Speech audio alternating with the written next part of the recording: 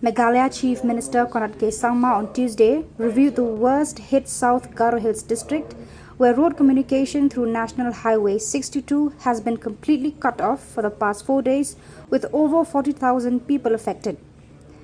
At least 6 bridges, including suspension and wooden bridges, has been washed away in the district, with mobile and electricity connection disrupted. Electricity connection has been disrupted in Bakmara town, Karukol, Rongza Awe, Siju, Rongara, Rajwapara, Chokpot, amongst other villages. Officials informed the Chief Minister during the review meeting that restoration work is currently underway. Indian Air Force on Tuesday late afternoon airlifted essential commodities at Siju and Mahesokla.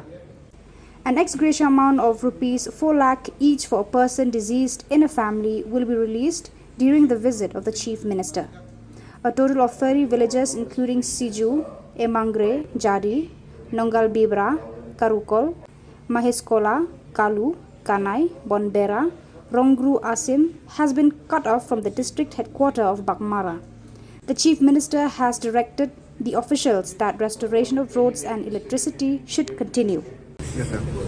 We just completed our meeting in Bakmara to review the overall situation of the flood in South Garo Hills, and we have taken a review about the PWD road connectivity, the power connectivity out here, and as you are aware that both road connectivity and the power connectivity has been affected majorly in South Garo Hills throughout the district.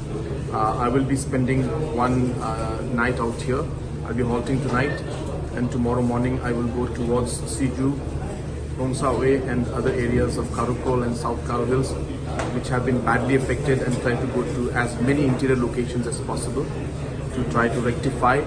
PWD and MECL both are working on a war footing to bring back things to normalcy, and even the department and even the administration and the revenue department is also working overtime to ensure that the relief materials reach to different parts of the district to the people who need it most.